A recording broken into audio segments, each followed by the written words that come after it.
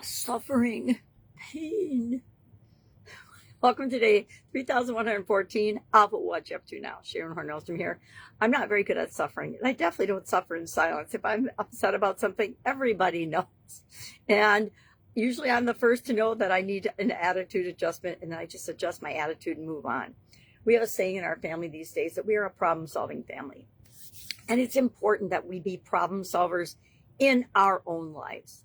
If we look to people outside of us to solve our problems, we're giving away all of our personal power. Who the heck wants to do that? Not me. I say we keep all of our personal power and take personal responsibility and create the life that we want.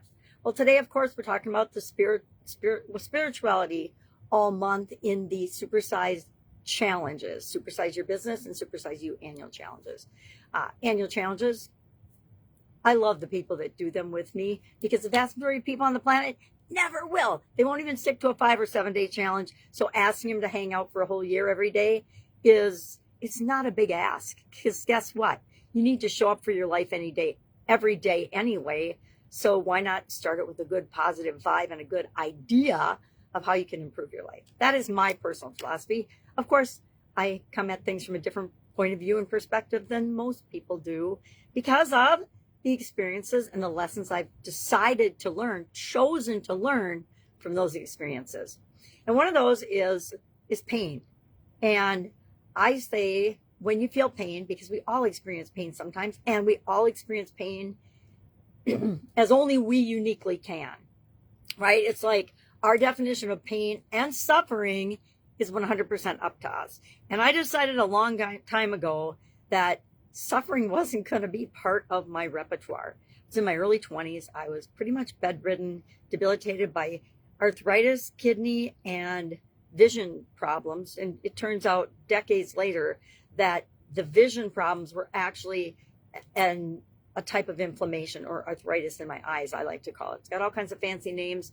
I've seen literally hundreds and hundreds of eye doctors throughout my life and continue to see them every once in a while. A few months, I guess it was last summer or the summer before, I did something and I got a bleed in my eye. And actually, it was my right eye, which is my better of my two eyes. And I ended up having to go to the eye doctor, although I'd been putting it off for a long time because my eyes have been pretty much shot since 2018 for sure.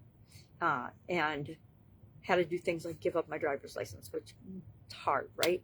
Because that is a true expression of freedom, at least here in America, where we can just hop in our car and go somewhere, if we're fortunate enough to have a car.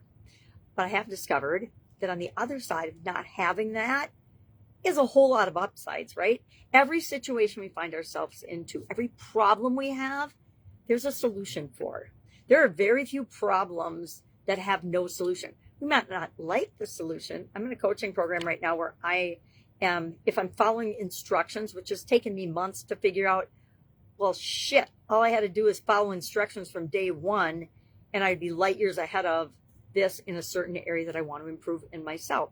But instead, I had a fight with myself for a couple of months to actually do what I was paying them to teach me how to do. Anybody else ever do that? Ever? It's really interesting because normally when I hop into a coaching program, I just do the thing.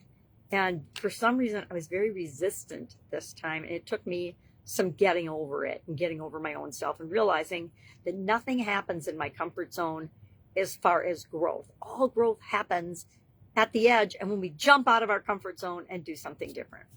So today we're talking all about the O and the SO framework, which is one of my favorite frameworks. I've been using this since 2020.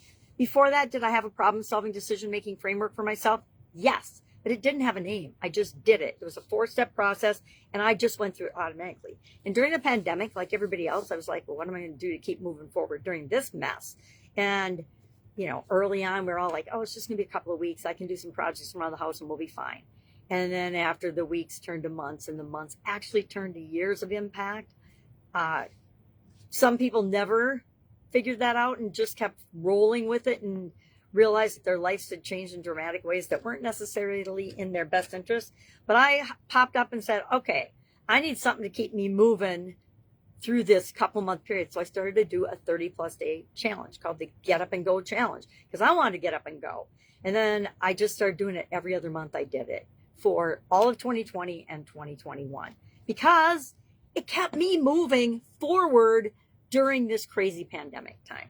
And one of the things that came out of that was the soap framework, which seemed totally appropriate since all we were doing was washing and sanitizing and masking up and stuff like that. Really, we were just testing being sheep, but we didn't really know at the time. Some of us did. All right. So the O in the SOAP framework stands for options. So we're brainstorming options. And I shared the 10-3-1 tool, which is brainstorm at least 10 ways to fill the gap between where you are and where you want to be.